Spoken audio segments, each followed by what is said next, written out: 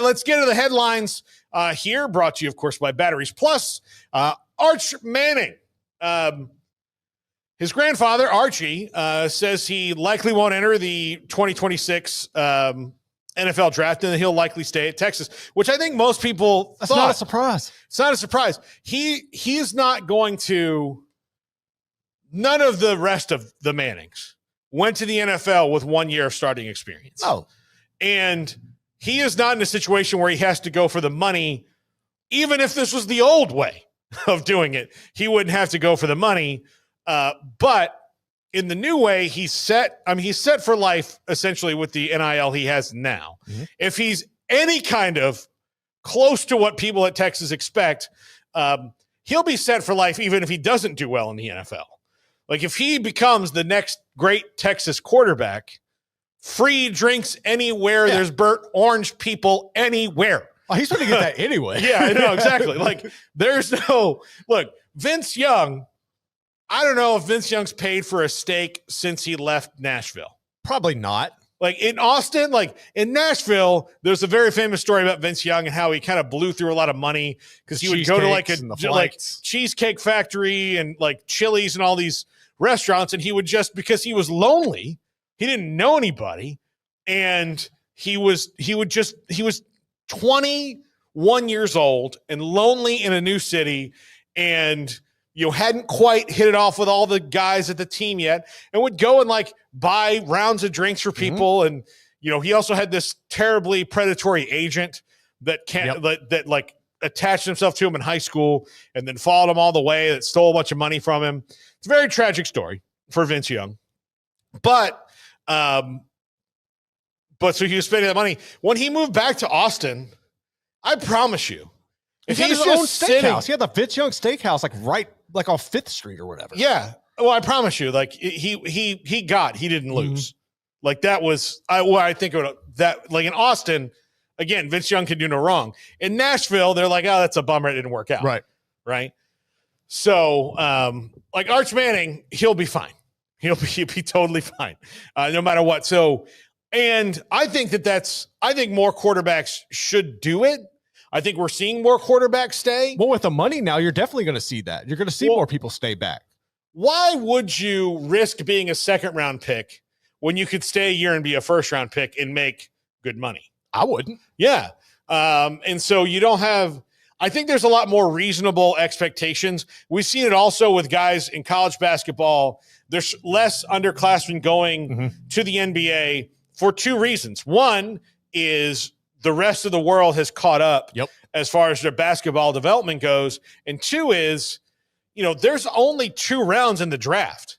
There's only 60 guys that you're talking about. And if you are even if you're the 61st guy on that list, then you've got to do it the hard way. So now that they can make all this money, I'll do it the hard way once I'm done with my college eligibility. Then I'll go do it the hard way, right? And my thing too with Arch is like, if you grew up your whole life wanting to be the quarterback at Texas and you finally have it given to you, you have everything laid out in front, why would you not want to stay there as long as you possibly can and ride it out? Like that, to me, that made all the sense in the world. I never thought he was going to be a one and done, or I guess he was technically not a one and done, but like a 1 year starter and done. It just never made any sense to me. And I think that you're going to see them find their rhythm this year. I think they'll take a step back from where they were last year. And I would not be surprised if next year when he comes back and they have all the chemistry around him, if they went on a true run towards competing for a national championship.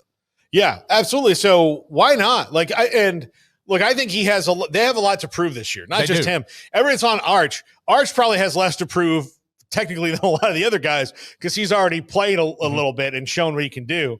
But this is the whole season. This is 12 regular season games and potential postseason that he has to live up to this hype. So I think it's a very wise decision. And again, he's going to go in with 20 some odd games starting under his belt if he's healthy, maybe 30 some odd games as opposed to 12. And I do think that like, I think like Cam Ward was by and large the quarterback I would have taken in this year's draft over everybody else because of the game reps, the experience. Because he had so many, like whether it was UIW, at Wazoo, or at Miami, at all those places, he was the starting quarterback and he has a ton of reps that's why, like, if I came down to like, that's why I like Jackson Dart a little bit more. He started for a few years. He has a lot of reps. The guys who scare me the most are the guys who have that one flash in the pan year, and then they get to the NFL and they're not that good right away because they've only started 12 games, 13 games